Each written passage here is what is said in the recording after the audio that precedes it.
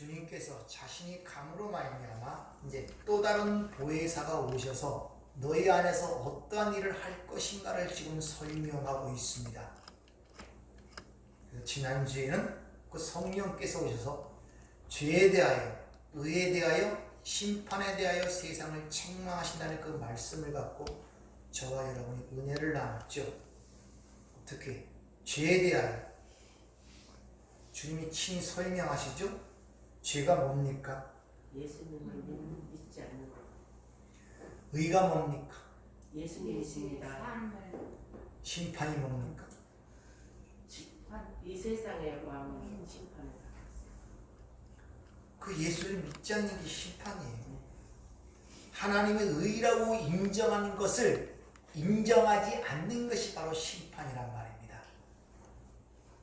여러분들이 이 죄에 대하여, 의에 대하여, 심판에 대해 분명한 성경적 시각을 갖고 있어야지 사람 바라보는 눈이나 세상 보는 눈이 바뀌어서 비로소 용서가 되고 그들을 사랑할 수 있는 자가 됩니다.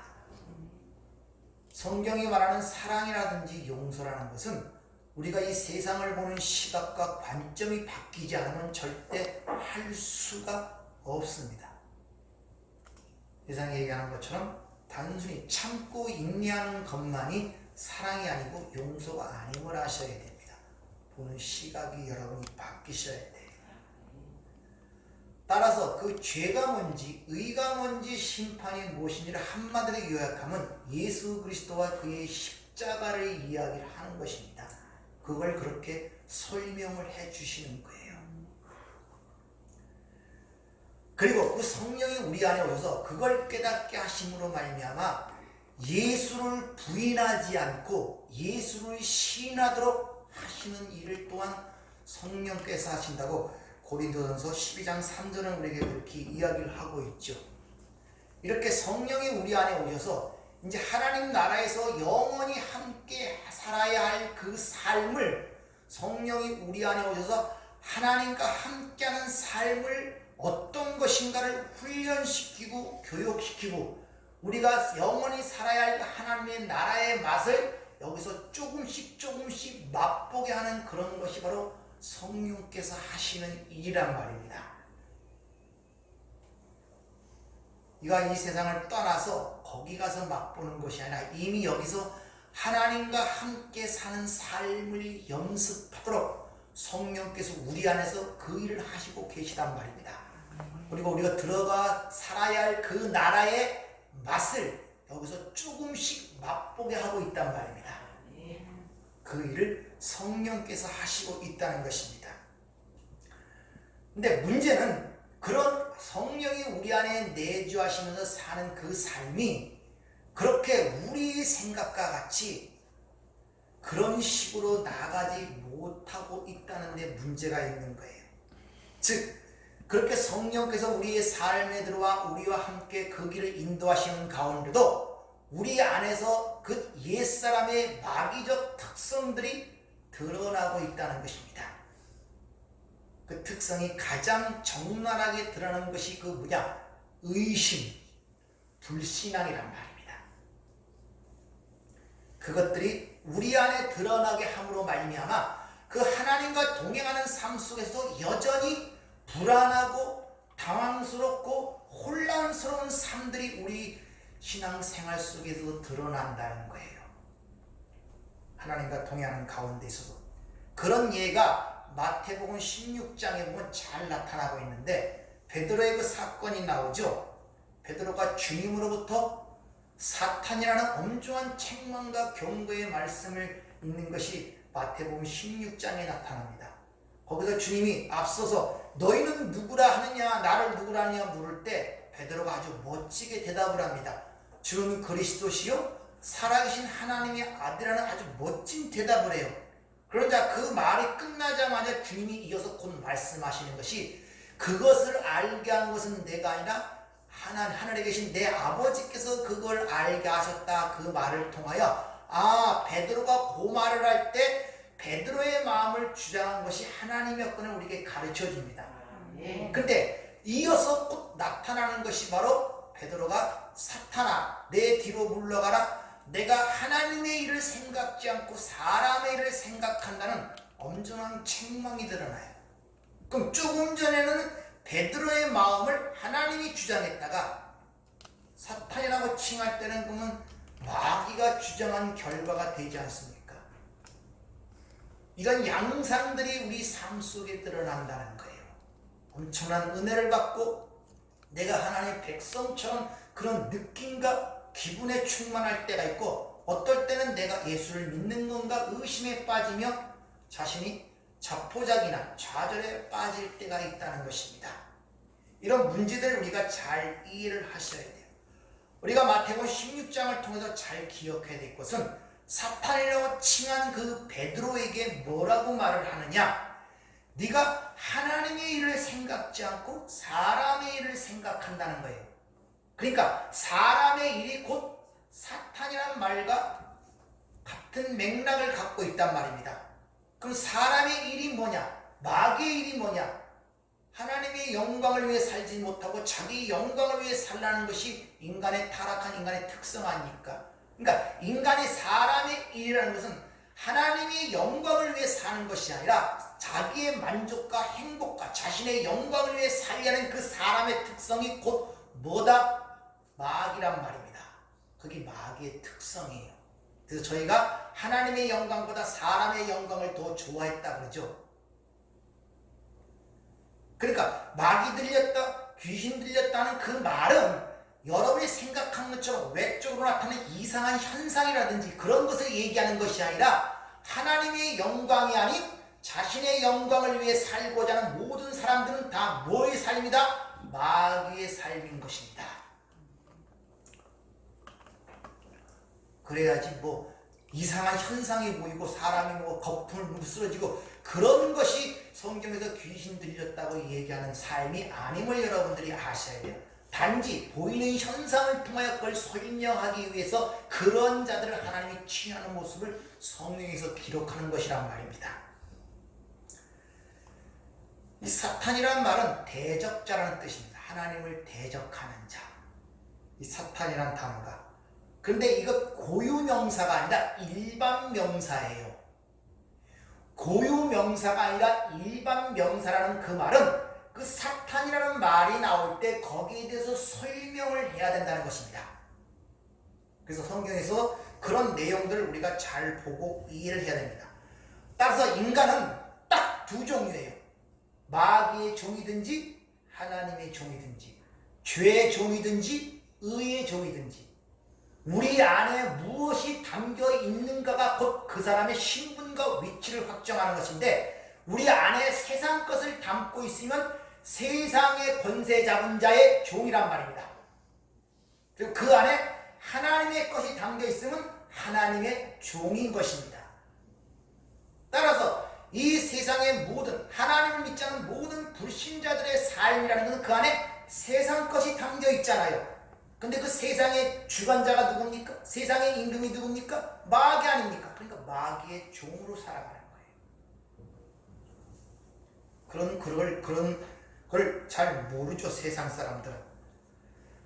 그러면 오늘 이 베드로의 이런 사건을 통해서 그럼 어떤 때는 하나님이 그 마음을 주장하시고 어떨 때는 마귀가 그 마음을 주장하는가? 이런 의문이 생길 수가 있단 말입니다.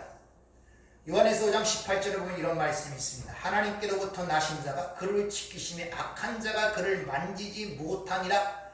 이따 예수를 믿고 성령을 받은 자는 마귀가 절대 그들을 지배하지 못한다는 게 성경적 진리란 말입니다. 자, 그러면 왜 이렇게 어떨 때는 이렇고 저럴 때는 또 이런가? 이런 의문과 갈등이 생길 수밖에 없죠. 그래서 우리 신앙생활에 보이는 현실과 실체가 다르다는 것을 여러분이 잘 인식을 하셔야 돼요. 우리는 이 보이는 세상에서 태어났기 때문에 보이는 것에 익숙해요. 그러나 보이는 것은 나타난 것으로 말미암아 되지 않았다는 히브리서 11장 3절의 말씀처럼 여러분의 보이는 현실은 보이지 않는 것에 대한 결과가 드러나는 것이지 그것이 실체가 아님을 여러분들이 아셔야 됩니다. 즉 여러분의 삶은 보이는 현실이 진짜 중요한 것이 아니라 그 나타나게 한 보이지 않는 것, 다시 말하면 여러분 안에 담긴 것이 무엇인가가 중요하단 말입니다. 세상 것이 담겼으면 세상이 삶이 나타날 것이고 하나님의 것이 담겼으면 하나님의 것이 나타나게 된단 말입니다. 그 보이는 현실과 실체가 다르다는 것을 여러분들이 잘 기억을 하셔야 돼요. 이 세상의 삶이 영적으로 어떻게 보여주냐면 우리가 요한계시록을 배웠지만 요한계시록의 12장에 보면 이 세상의 갈등과 싸움은 딱 세 가지 관계 속에서 드러납니다. 거기 보면 한 여인이 나오고 한 아이가 나오고 붉은 용이 나옵니다. 그래서 요한계시록에 보면 이 세상은 용과 어린 양의 싸움을 갈등적으로 잘 보여주고 있습니다. 용이라는 것은 세상의 상상적인 동물이 진짜 존재하는 동물이 아닙니다.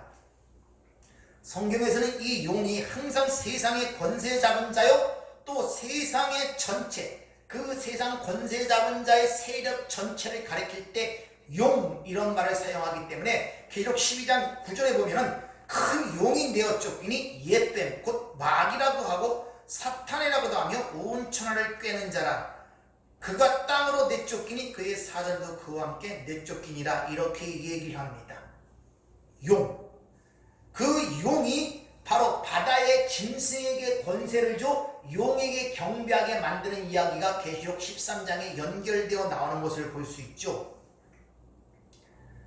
즉 그 용이 세상을 꿰서 미혹시킨다는 거예요. 그럼 용이 어떻게 꿰겠습니까? 우리를.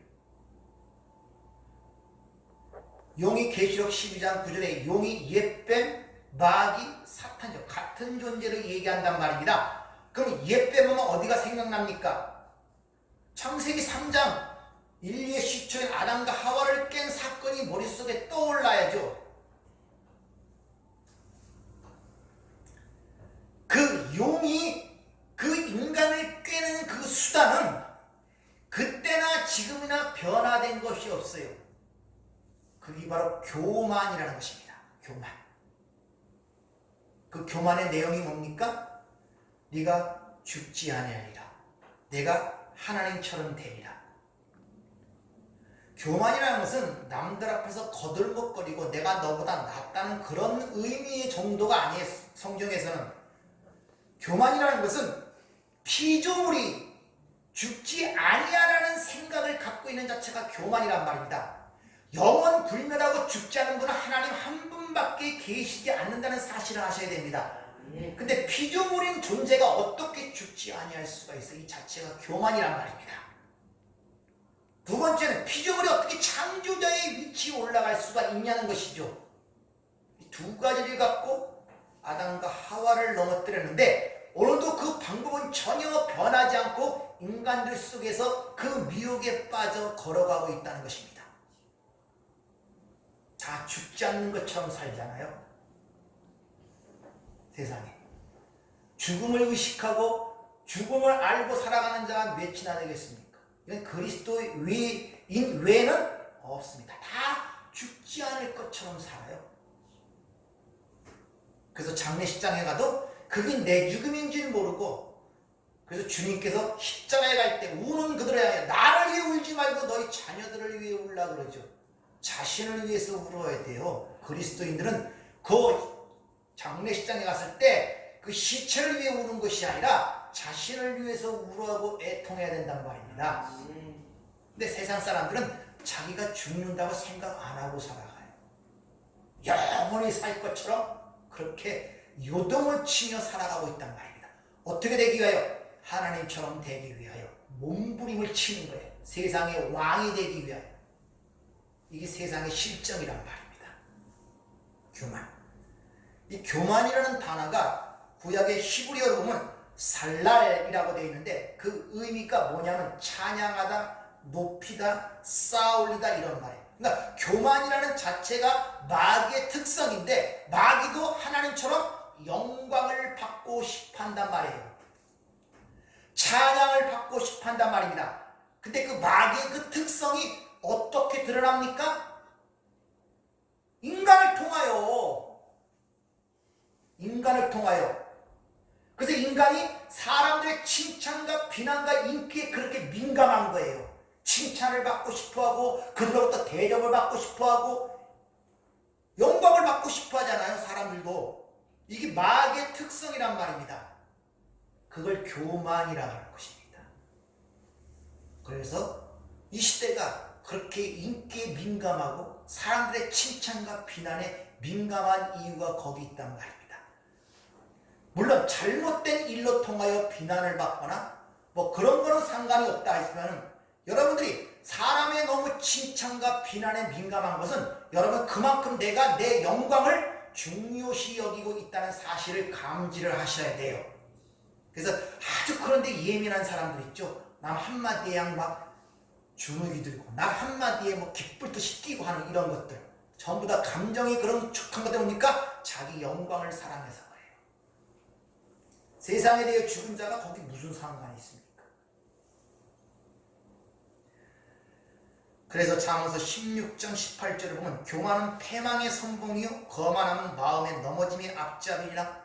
18장 10절을 보면 교만은 멸망의 선봉이요 겸손은 존귀의 앞잡이라 이렇게 이야기를 하고 있단 말입니다.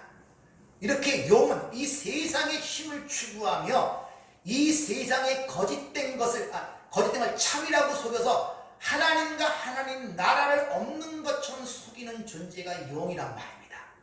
그래서 마귀의 특성을 주님이 한마디로 설명하시죠. 뭐라고 얘기합니까? 요한복음 8장 44절 거짓의 아비.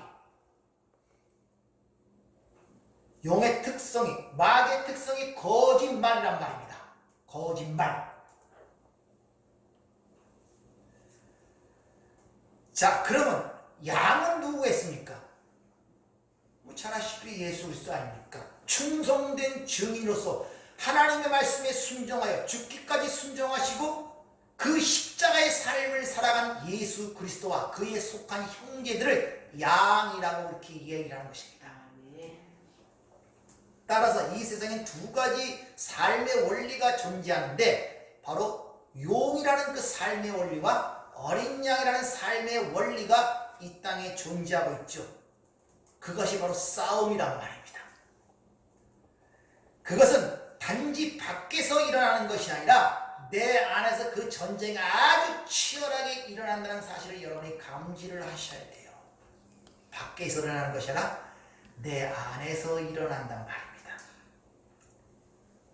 따라서 성령으로 내 안에 내주하시고 잉태됨으로 새 사람으로 새 생명으로 잉태된 것이 바로 양의 삶이고 그 전에 내 영 마귀 용의 삶이라는 것은 세상의 힘을 의지하여 내 행복과 내 만족을 위해 살고자 추구하는 모든 것들을 용의 삶이라고 그렇게 정의를 할 수가 있는 것입니다.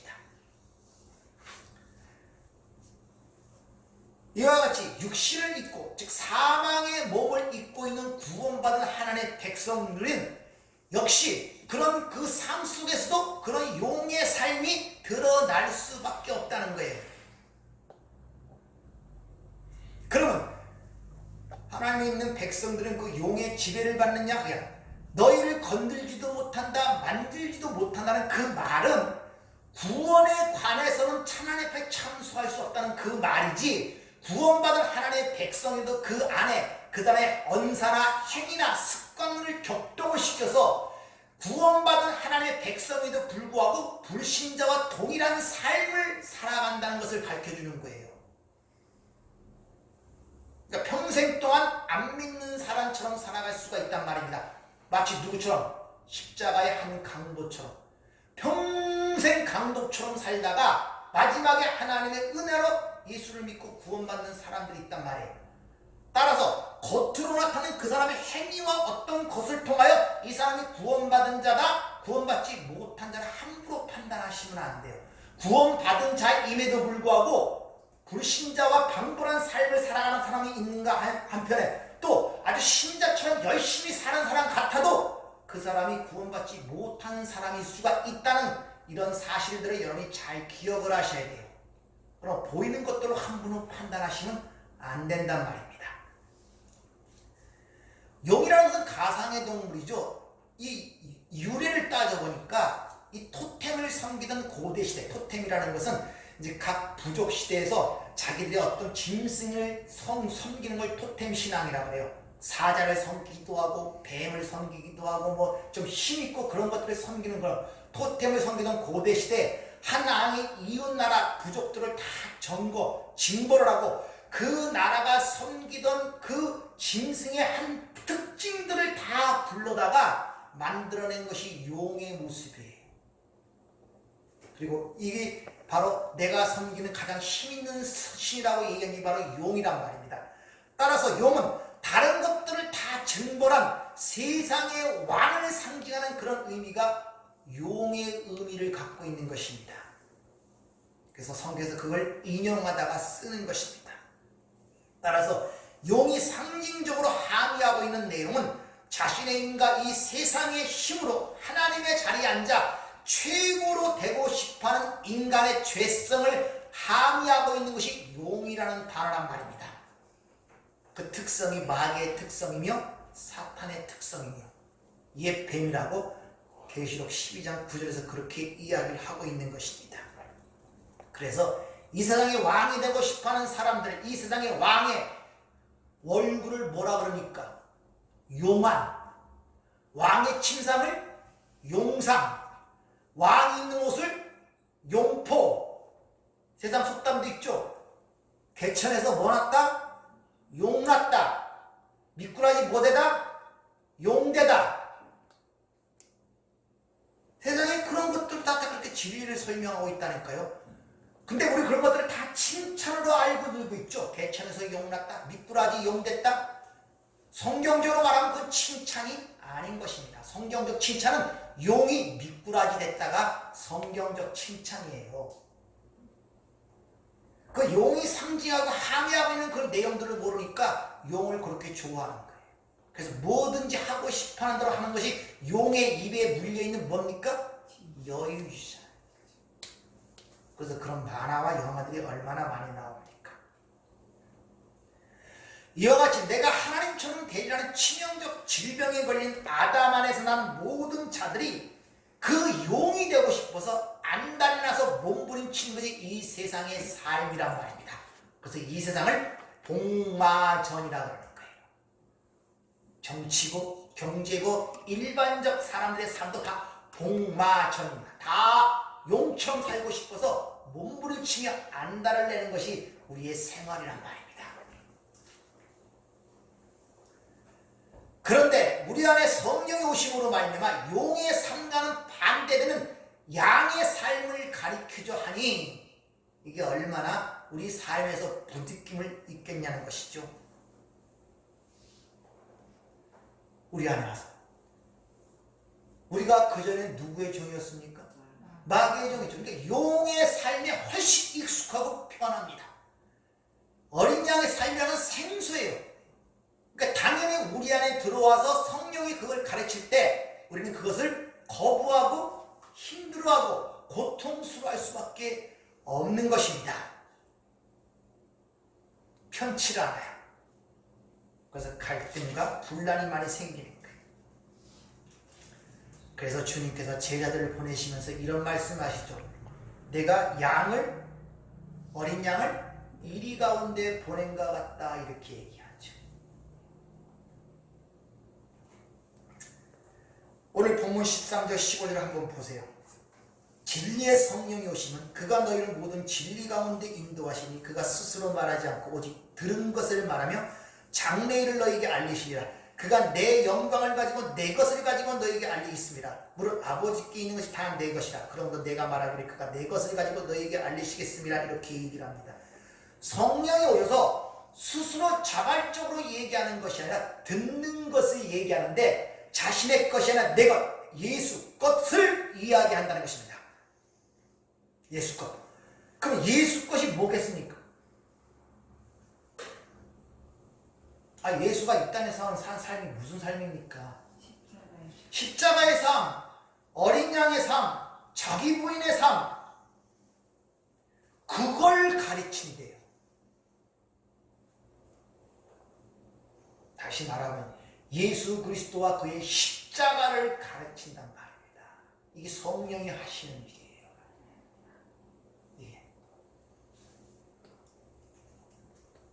앞서 이미 14장 26절에 주님이 말씀하시죠. 보혜사 곧 아버지께서 내 이름으로 보내실 성령 그가 너에게 모든 걸 가르치고 내가 너에게 말한 모든 것을 생각나게 하리라 이렇게 이야기를 하죠. 주님께서 자신의 조금 전에 얘기한 것처럼 자신의 제자를 보내면서 어린 양을 이리 가운데 보낸다. 어린 양으로 보내고 섬기며 용서하며 사랑하는 것으로 보내고 자기 부인과 자기 십자가를 세상으로 보내는데 그것이 우리 인간의 힘으로 이해가 되질 않아요. 그래서 성령을 보내서 왜 그것이 옳은지 어떻게 되는 것인지를 가르치기 위하여 진리의 성령이 너에게 온단 말이에요. 그것이 왜 옳은지 어떻게 일어나는지를 가르치기 위하여. 따라서 그걸 가르치기로 우리 안에 오신 성령이 가르치는 양의 삶과 우리 그전적인 이 용의 삶의 원리가 우리 안에서 갈등을 느끼게 하고 고민과 번민을 하게 만든단 말입니다. 그래서 갈라디아 5장 17절은 육체의 소욕은 성령을 거스리고 성령은 육체의 소욕을 거스리나니 이 둘이 대적함으로 너희가 원하는 것을 하지 못하게 함이라. 그래서 그 앞절에 이러니 너희는 성령을 따라 행하라. 그러면 육체의 욕심을 이루지 아니하리라. 이렇게 이야기를 하고 있습니다. 이런 실체가 지금뿐만 아니라 초대교회 때도 그런 교회에서 이런 문제가 있었음을 성경은 얘기하고 있습니다. 야고보 3장 14절 한번 말씀을 들어보죠. 14절 16절까지. 그러나 너희 마음속에 독한 시기와 다툼이 있으면 자랑하지 말라. 진리를 거슬러 거짓말하지 말라. 이러한 지혜는 위로부터 내려온 것이 아니요 땅 위의 것이요 정욕의 것이요 귀신의 것이니 시기와 다툼이 있는 곳에는 혼란과 모든 악한 일이 있습니다. 야고보가 교회에 써보낸 편지입니다. 그러니까 교회에서 지금 이런 일이 일어나고 있단 말이에요. 그래서 독한 시기라는 이 시기라는 단어가 시기라는 그 말 자체는 좋은 단어예요. 열정, 젤로스라는 것입니다. 열정과 열심이 있어야 돼요. 신앙생활. 근데 그 앞에 독한 말이라는 쓰여 있어요. 이게 크리노스라는 이 단어가 쓰여 있는데 여기서 이 독한 열정이라는 것은 잘못된 열정, 다시 말하면 바리새인적 열정, 진리를 알지 못하고 남을 정죄하거나 남을 실족하게 하는 열정과 열심은 독한 시기란 말입니다. 그리고 다툼이라는 것은 분쟁, 에레테의 분쟁을 얘기하는 당짓는 것, 니파, 네파 이렇게 당짓는 거 얘기해요. 그 당시에 초대교회 때도 이런 문제가 일어났음을 우리에게 보여주고 있는 거예요. 근데 그런 것들은 다 뭐라고 얘기합니까? 땅 위의 것이요 귀신의 거라고 그렇게 이야기를 하고 있다는 거예요. 그러니까 우리 안에서 그런 갈등과 범민이 일어날 때 지금 이 주님께서 이 이야기를 하는 것은 뭡니까? 그런 다툼이 없는 거죠. 반드시 다툼이 있게 돼 있어요. 갈등과 범민이 있게 있단 말입니다. 그런 가운데 너희가 이런 진리를 통하여 어느 쪽 편을 들어야 될 것을 너희가 훈련을 받아야 한단 말이에요. 언젠가는 얘기했죠. 유명한 추장이 죽는데 그 아들이 와서 이제 추장직을 물려받지 않습니까? 어찌면 아버지처럼 내가 이렇게 훌륭히 부족을 잘 다스릴 수 있습니까? 그때 아버지 추장이 죽어가면서 얘야 네 안에는 흰늑대와 검은 늑대가 있다. 근데 네가 어느 쪽에 먹이를 주냐에 따라서 흰 늑대가 너를 주장할 수도 있고 검은 늑대가 너를 주장할 수도 있다.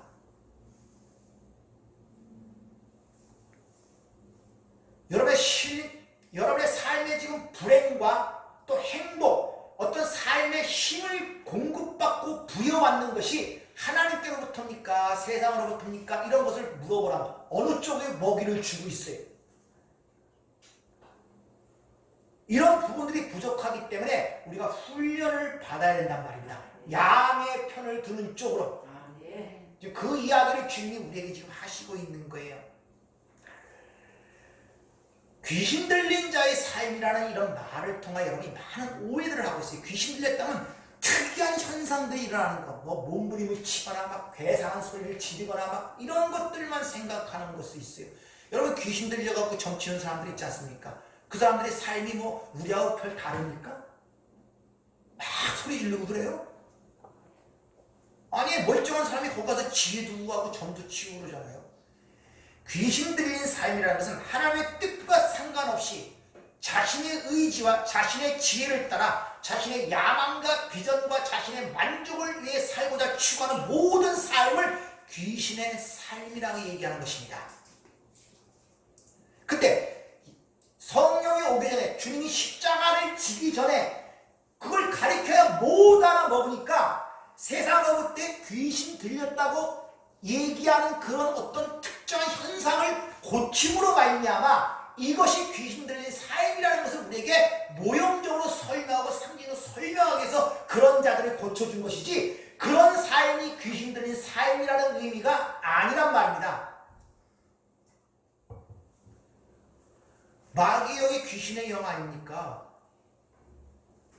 그럼 예수 믿지 않고 다 그거 한 사람들은 다 귀신의 영 가운데 살았잖아요. 에베소 2장 허물과 죄로 죽었던 너희 사람에서 그때 너희가 이 세상 풍속을 쫓고 공중 권력을 따르니 지금 불순종 아들 가운데서 그 역사하는 영이 있다 그러잖아요.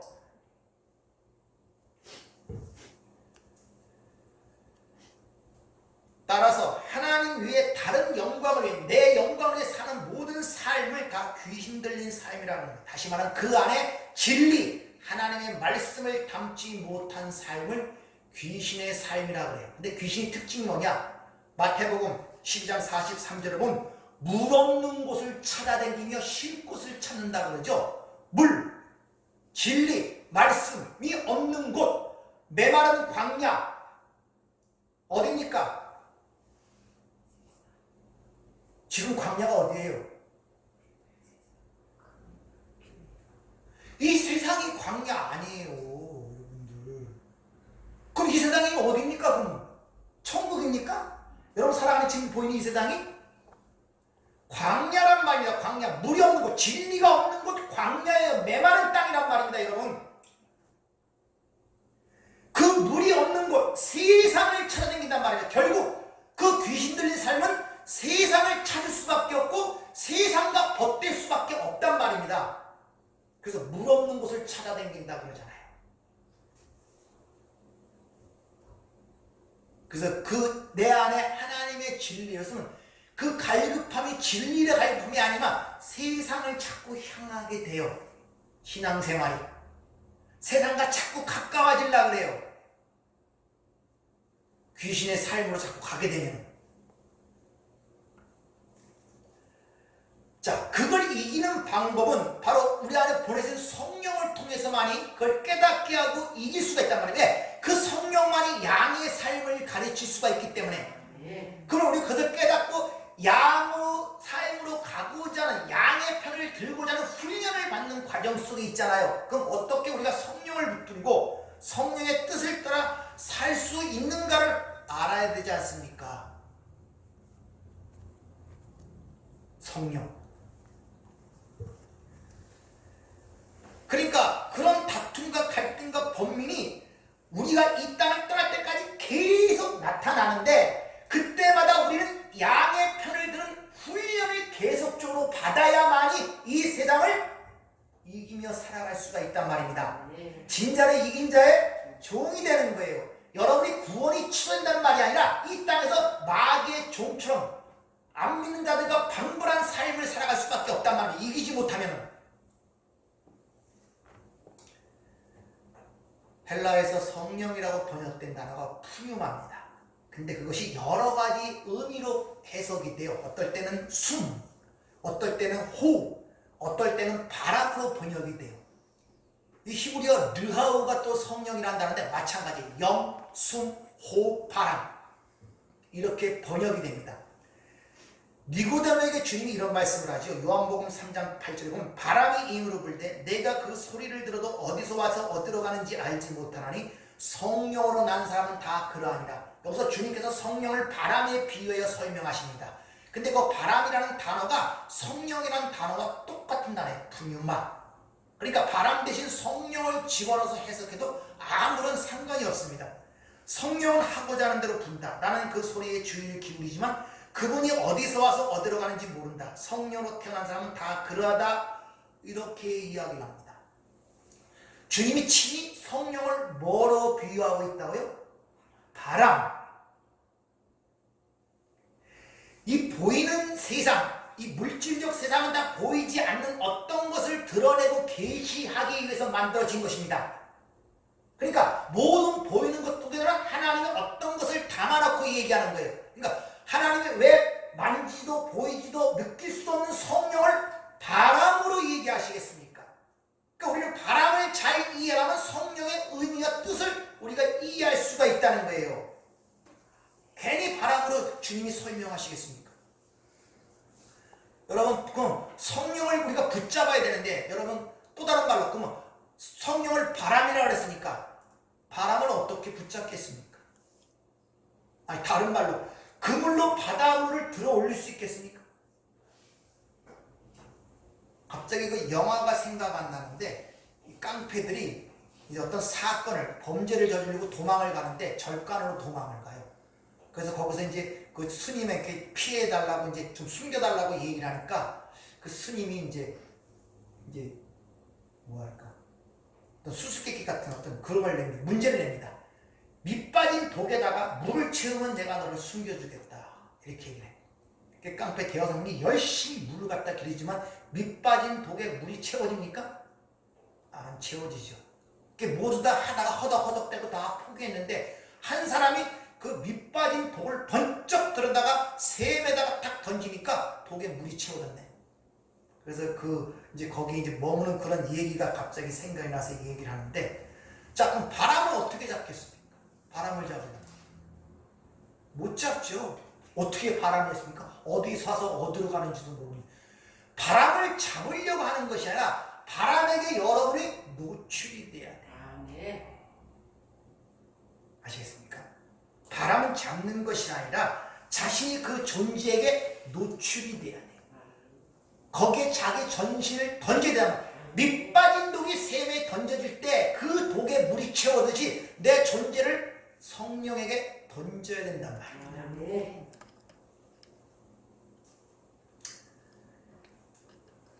바람은 어디든지 있죠. 여러분 바람의 무서움을 알잖아요. 태풍도 오고 폭풍도 왔으니까. 돌풍이 그 무서워 강력한 바람이라는 것은 전봇대도 넘들고 자동차도 떠나가게 합니다. 그 엄청난 바닷물도 뒤집어 엎습니다.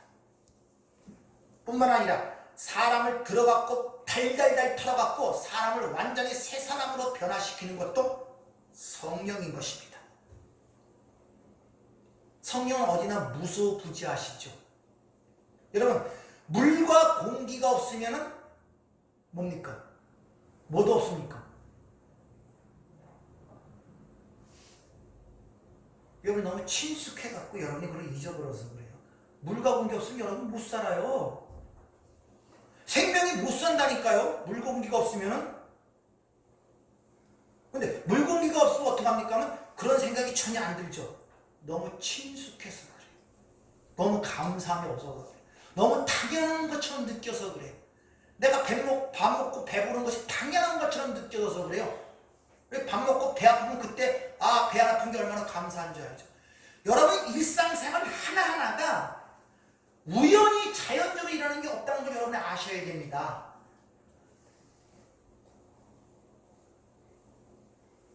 근데 우리는 너무 그런 데 대해서 모르니까 당연한 것, 원래 그런 것, 그렇게 왜 왔습니까? 아무런 거기에 대한 감격과 감동과 감사가 없어요.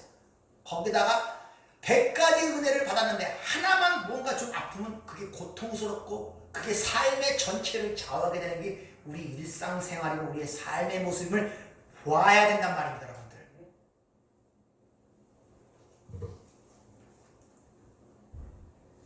그래서 이 세상의 아름다운 자연 만물은 다 물과 바람이 만들어냅니다. 뭔가 진리가 있는 것 같지 않습니까? 성경에서 물은 뭡니까? 말씀, 진리, 바람은 성령, 호, 영. 그거 없으면 생명이 없다니까요. 그거 없으면 자연의 아름다움도 없다니까요. 죽은 나이를 꽃피는 것도 뭡니까? 바람이 그를 건드려 꽃을 피게 해요, 여러분들. 그래서 유명한 미국의 그랜드 캐년이나 저 중국의 그랜드 캐년은 태양산의 협곡이라든지 이게 전부 다 뭐가 만들어낸 겁니까? 물과 바람이 만들어낸 자연물들이에요.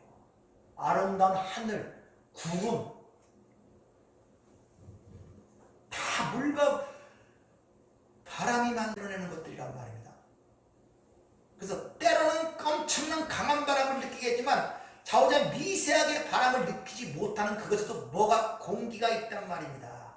공기가 없으면 살지를 못하니까. 자, 이 바람 같은 성령을 우리에게 모든 걸 노출시키고 우리가 그분을 붙들 수 있려면은 여러분이 물과 공기가 없으면 죽는다는 생각을 못하는 것처럼 아무 생각 없이 어느 때 갑자기 우연히 막연히 그것이 온다고 생각하시면 절대 안 돼요. 어느 날 갑자기 하늘이 열려갖고 뿡 떨어지고 그런 거 없습니다. 오순절 성령이 임할 때 열흘 동안 뭡니까? 음식을 전폐하고 기도했잖아요. 그러니까 막연히 우연히 성령을 받는다고 성령을 붙잡는 생각은 하지도 마세요. 그건 희망사항일 뿐입니다. 따라서 우리는 지속적으로 계속적으로 규칙적으로 자기 자신을 하나님 앞에 노출을 시켜야 된단 말입니다. 성경에서 그 은혜와 성령을 받는 방법, 성령을 붙잡는 방법, 그것을 우리에게 가르친 것이 바로 뭡니까? 우리 수요 성경 공부 시간에 얘기했죠. 은혜의 방편이란 말입니다. 말씀과 기도와 성례예요. 그래서 항상 말씀을 묵상하고 연구하고 공부하고 무시로 하나님 앞에 무릎을 꿇고 기도하며 하나님의 이름으로 행해지는 성례에 반드시 참석을 하셔야 돼요. 여러분들. 이 모든 것이 한꺼번에 이루어지는 것이 어딥니까? 오늘 드리는 이 예배란 말이에요. 공적 예배. 여기에 지금 하나님을 말씀 앞에서 하나님을 찬양 앞에서 하나님의 그 은혜 앞에서 우리 전 존재를 노출시키고 맡기고 있는 것이 오늘 이 예배란 말입니다. 거기서 성령을 포착하고 성령을 만나고 성령을 인식하며 성령의 뜻을 분별하며 성령의 검과 말씀을 받아 그런 삶을 살아가는 사람과 잡다한 세상 일로 보낸 사람과의 일상생활이 같겠습니까? 다를 수밖에 없는 것입니다. 똑같을 수가 없죠.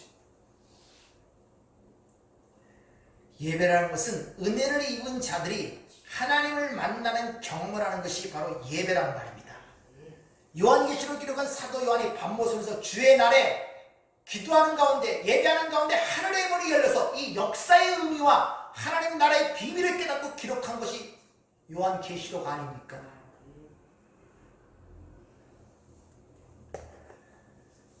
따라서 우리는 예배를 통하여 불같은 하나님의 은혜를 경험하며 바로 성령 앞에 우리 전 자신을 노출시키고 그분을 인지하며 그분의 뜻과 계획을 알아놓는 것이 바로 예배란 말입니다.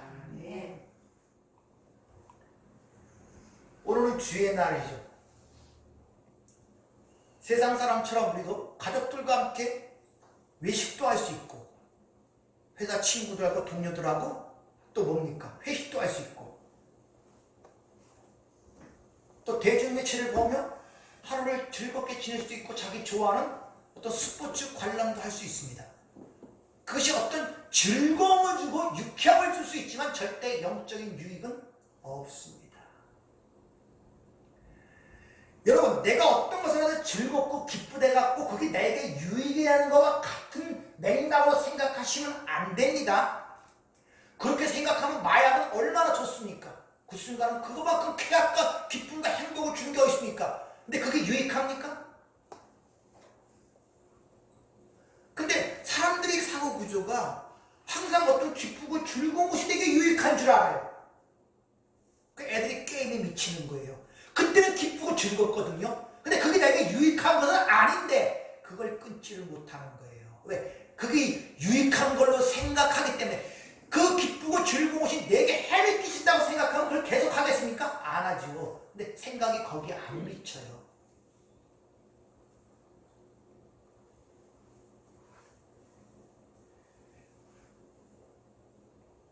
지금 여러분이 이 예배를 드리는 것이 바로 양의 편을 드는 거예요. 그래서 예배도 훈련을 받아야 돼요. 그래서 오늘 이 순간에 여러분들의 마음을 열고 입을 열고 전 존재를 노출시켜야 되지. 아직도 여러분 마음속에 지난 한 주간 동안의 세상 것들을 꽉 채워갖고 닫힌 채로 노출시킬 때 그게 노출이 되겠습니까? 뭐가 채워지겠습니까? 안 채워진단 말이에요, 여러분들. 그래서 주보 교회 소식 제 첫 번째 소식면이 뭡니까? 내용이 한 번도 안 읽어보셨죠? 한번 읽어보세요. 주보 광고의 제일 첫 번째 뭐라고 써있나? 뭐라고 써있어요? 예배에 성공한 사람이 인생에 승리합니다. 아멘. 제대로 읽어보신 적 있습니까? 아무 생각 없죠. 예배에 승리하는 건 예배라는 것을 통하여 성령권에 내 자신이 노출되지 않고는 절대 여러분이 양의 삶을 살아갈 수 없도록 항상 용과 양이 대립할 때 용을 쫓아갈 수밖에 없어요. 왜? 그게 훨씬 익숙하고 거기서 태어났기 때문에 본능적으로 그 사람이 나빠서가 아니라 올바르가 아니라 본능적으로 거기서 태어나고 거기서 익숙하고 그 젖을 먹고 살았기 때문에 글로 갈 수밖에 없습니다. 그러니까 편한 데로 가니까 어떤 이질감을 느끼지 않으니까 당연한 듯 가는 거예요. 근데 어린 양은 당연한 길이 아니고 가보지 않은 길이기 때문에 내가 힘을 받고 이끌리지 않고는 절대 갈 수가 없단 말입니다. 그 예배에 승리하지 못하고 어떻게 인생을 승리할 수가 있겠냐는 것이죠. 이것이 믿는 성도보다 누가 더 잘합니까? 마귀가 더 잘하니까 코로나 딱 터지자마자 제일 먼저 그 말이 뭡니까? 그걸 마귀의 괴계를 못 느낍니까? 용이 바다의 짐승의 권세를 줘서 용에게 경배한다 그러잖아요. 계시록 13장에 이 세상의 권세 잡은 자에게 그 권세를 줘갖고 누구에게? 하나님께 경배하지 못하게 하고 마귀에게 경배하게 만드는 거예요. 근데 우리 거기 다 놀아나잖아요. 당연한 듯이. 여러분, 마귀가 멍청합니까? 우리 다 그 마귀를 엄청 멍청하게 생각하고 있어요. 하기 싫은 거 강제로 끌어다가 먹어. 뭐 그렇게만 생각하고 있어요. 아니에요. 우리는 그 전에 주님의 말씀은 그 마귀의 편안한 세간살이었어요. 소유물이었단 말이에요. 강한 자의 소유물. 그러니까 마귀는 우리 속성과 습성과 우리의 생각까지 아주 낱낱이 합니다. 그래서 좋아하는 쪽으로 끌어들여요. 싫어하는 거 억지로 끌어들이는 것이 아니라 멀쩡한 날 예배드리지 말라 그러면 대본알죠. 근데 여러분의 생명과 여러분의 환경에 문제되는 걸 딱 잡으셔서 내 이익과 내 생명의 관계가 되니까 대번 고개가 돌아가잖아요. 그쪽으로. 잘 안다니까요, 마귀는. 근데 굉장히 인간이 똑똑하고 마귀도 멍청하게 생각해요. 우리 눈앞에 확 뜨는 것처럼 옛날에 우리 어렸을 때 그 뭐 간첩이라면 새카만 안경 쓰고 그냥 까만 양복 입고 007 가방 들고 이런 거. 간첩은 꼭 그렇게만 인식이 돼갖고 그런 사람만 보면 이상하게 느꼈다니까, 간첩은. 마귀 그렇게 멍청하지 않아요, 여러분들. 마귀의 관계가. 죄도 없고 흠도 없던 가장 완벽한 에덴 동산을 단판에 꺾어 먹었다니까요, 이 아담을. 마귀가요. 하늘의 타락한 가운데 그 종살이라는 우리야. 더 말할 나위도 없죠. 교만하다니까, 인간들이요. 안 믿는 자들이야 그렇다 치더라도 믿는 자들도 그렇게 교만하다니까요. 번민이 없고 고민이 없어요. 하나님의 말씀은 생명의 말씀, 진리의 말씀 어쩌고저쩌고하지만 관심이 없어요. 고민이 없어요. 알고자 하는 열망이 없습니다. 왜? 맛을 쓰기 위해 모았습니까? 그리고 자꾸 그 허망하고 헛뜻한 그것을 물 없는 곳에 귀신을 찾아다니듯이 귀신이 찾아다니듯이 자꾸 세상 것을 통하여 그걸 채우려 한단 말입니다. 뭐가 여러분의 마음을 채울 수 있겠습니까? 로또 당첨한다고 여러분 마음 꽉 채워질 것 같습니까? 그런 거짓말에 속지 마세요.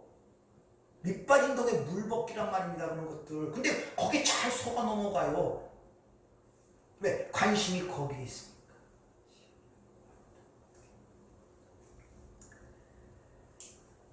한번 잘 생각들 해보세요. 예배를 통하여 성령의 건강한 말씀을 받은 자들의 일상생활과 맨날 세상적인 잡다한 일로 생각하는 일상생활과 시간이 갈수록 세월이 갈수록 같을 수가 없잖아요. 말이 다르고 보는 게 다르단 말입니다. 따라서 여러분은 지금 이 예배한 시간을 소중하게 생각하시라. 소중하게. 그래서 찬송 부를 때도 좀 입 좀 벌리고 애를 써야지. 하나님이 은혜 주시고 성령 주셔야 해. 맨날 머리 숙이고 그러고 있어야 안 돼요. 애씀이 있어야 된단 말입니다. 애씀이. 마음에 안 열려도, 입을 안 열려도 애를 하려고 그러고 그 찬송과 가사를 생각하고 내 마음을 드리려고 그러고 그 부단한 노력과 수고가 있어야 거기 뭐 성령이 내가 그렇게 노출되는 게 있어야 거기 뭐 성령이 붙들리든지 말든지 하지. 그냥 한 주간 살아온 생각으로 푹 숙이고 가사나 생각하고 있는지 아니면 깊은 기도를 하고 있는 건지. 찬송이 마음을 둬야지. 마음을.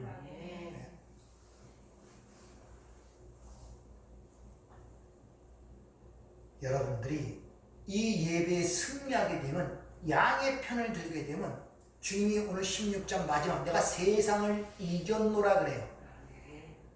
비로소 그 승리의 기쁨을 맛보게 되는 거예요. 그 승리의 기쁨을 갖고 그거 갖고 세상을 나가서 그걸 갖고 싸워 이기는 것이지, 오늘 여기서 졌는데 어떻게 나머지 한 주간을 여러분이 승리하며 살아갈 수 있겠냔 말이다. 그러니까 내일부터 똑같은 문제는 또 나가면 그 문제 붙을 때마다 또 깨져나가는 거예요. 왜? 여기서 이기지를 못했는데 용의 편을 들 수밖에 더 있습니까? 어찌 어린 양의 편을 들 수 있겠습니까, 여러분들이? 바로 우리가 이 양의 편을 들 때 그 승리를 맛보는 것을 구약에서 여호와 니시, 여호와 샤울, 여호와 라파, 치유가 일어나. 그것이 그 성령의 붙들림 받고 거기에 내가 탁 노출될 때, 그때 진정 승리, 평강, 치유가 일어난단 말입니다. 여기서 치유받고 가야지. 또 가도 상처받든지 말든지 하지. 지난 한 주간 상처받고 그 고통스러운 거 여기도 풀리고 하시는데 거기다 때린데 또 맞으면은 좌절하고 낙망하게 되잖아요. 그러니까 도번 그렇게 맞고 나면 그 다음부터 익숙해져요. 자포자기게 돼요. 내 믿음은 항상 그래. 스스로 자기를 평가하고 판단합니다. 내 믿음이 그렇지 뭐. 그리고 스스로는 또 거기다 또 하나님이 해줄 때 하게 됐지 뭐. 내가 뭐 하겠어. 그때일 땐 또 하나님의 말씀을 잘 인용에다 붙여요. 자기가 안 하는 건 안 하는 거 하나님이 다 하시는 거예요. 싸워보지도 않고 그 스스로 합리해가면서 점점 용의 쪽으로 자꾸 가는 거예요. 그래서 내 중에는 야, 이 생각 저 생각도 없어요. 그냥 흘러가듯이 흘러가는 거예요. 이러고 가다 보면 천국 가겠지 뭐. 이런 식으로. 그 하나님 마음 보시기 얼마나 크겠습니까? 애들이 크고 그러는데 공부를 안 하고 맨날 공부가 다야 뭐 아버지 이러면서 다 먹고 사는 거, 태어나는 거, 이러 살고 저러서 살는데 먹고까지 가면서 맨날 엉뚱한 짓 하고 댕겨봐요. 부모 마음이 어떻겠습니까? 속이 터지죠. 여러분 자식들이 그러면 그러면서 왜 하나님의 마음 그렇게 헤아리지 못하십니까? 눈물을 흘리죠. 하나님께서는. 왜? 자기 독생자의 피값으로 샀는데 쉬지도 주무시지도 않고 하는데.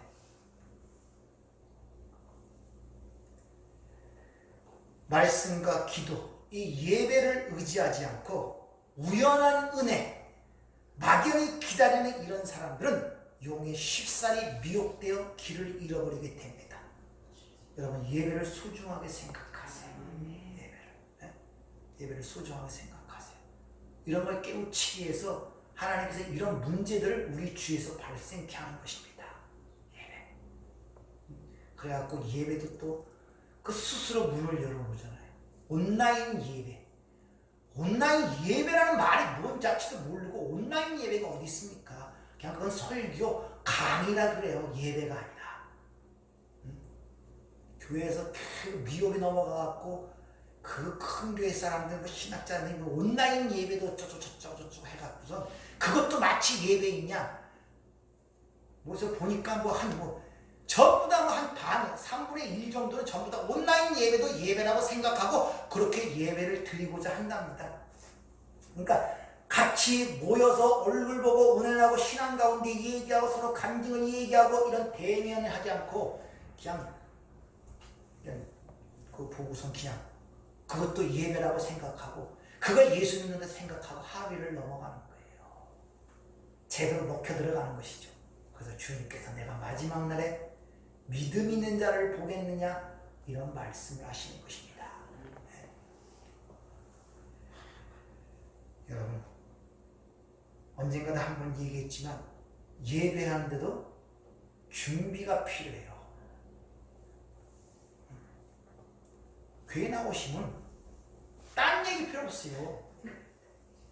은혜 받아야지. 그래야 한 주간 이기지. 뭐 잡다게 세상 얘기에 좋은 얘기 합니까? 전부 다 근심된 얘기, 불평스러운 얘기, 원망하는 얘기, 잡다한 것들 찾듯 그렇지 않아도 그걸 담고 왔는데 거기다 그걸 더 받아치네. 그러니까 준비 찬송 부르는데도 고개가 툭 떨어져 갖고 찬송을 부르는지 내가 예배하는 건지 눈동자들이 전부 다 흐리면 턱 해갖고 그럼 거기까지 내가 또 휩싸여 갖고 속으로는 푹 악을 쓰고 소리를 거가고 막 찬송을 부르지만 이 잡다한 생각 때문에 이 말이 제대로 풀리나? 솔직히 그래요 여러분들. 마음이 하나가 될 때 잡생각이 없고 나가지 이 생각 저 생각 하게 되면 저도 힘들어요. 얼마나 힘들겠습니까? 그러니까 여러분들 은혜 받기 위해서 기도하세요. 왜 기도 안 합니까? 얼마나 이제 소중한 시간인지 여러분. 지금은 잘 몰라서 그래요. 알면은 왜 이 시간이 이렇게 소중한 걸 알게 되면은 그래서 가타콤 초대교회에 그 남들이 가기 싫어하는 그 묘지 속에 들어가갖고 죽음을 불사하고 예배를 드리는 거예요. 그걸 알았기 때문에. 그것이 300년의 칼날을 이겨내고 노마 제국을 바꾼 힘이 된 것입니다. 근데 지금은 워낙 세상이 좋아져서 갖고 이제 뭐 인터넷 예배니 온라인 예배니 이런 것들이 활성화돼 갖고 그 온라인 인터넷 예배로 유명하던 수정교회가 지금 어떻게 되는 게 역사 속에 보이는데도 그쪽으로 자꾸 따라가려고 그래요. 온라인 예배 드리니까 얼마나 편합니까? 목사님도 편해요. 한 20-30분 얘기하고 깔끔하게 끝내요. 거기 뭐 찔림이 있습니까? 애통이 있습니까? 절박함이 있습니까? 무지짐이 있습니까? 아무것도 없어요. 그냥 편안합니다. 귤 까먹어가면서 보고 신시하면 컵라면 먹어가면서 보고 그걸 예배라고 생각하는 시대에 와 있단 말이에요. 여러분들. 그럼 무슨 힘이 있겠어요? 네? 여러분의 삶에 무슨 힘이 있겠습니까? 말 한마디에 무슨 능력이 나가겠습니까? 여러분들 예수라는 말에 무슨 능력이 나가겠습니까? 다가오는 어둠에 향하여 물리칠 수 있는 힘이 있냔 말이에요. 선포를 못해요. 여러분들 나를 위해 누가 죽었는가를 생각해보세요. 내게 오신 분이 누구인가를 생각해보세요. 여러분의 삶의 목표가 어딘가를 생각해보세요. 지금 어디로 가는가를 분명히 한번 스스로에게 물어보세요. 그리고 여러분 오후 시간에 얘기했지만 여러분들 행불행을 수여하는 것이 세상 것입니까? 예수가 수여하고 있습니까? 한번 생각해보세요. 예수가 수여하는 그 행불행이 아니면 다 그 삶을 귀신 들린 삶이라 그러는 거예요. 아시겠습니까? 그런 문제에 대해서 오후에서 은혜를 나누도록 하겠습니다.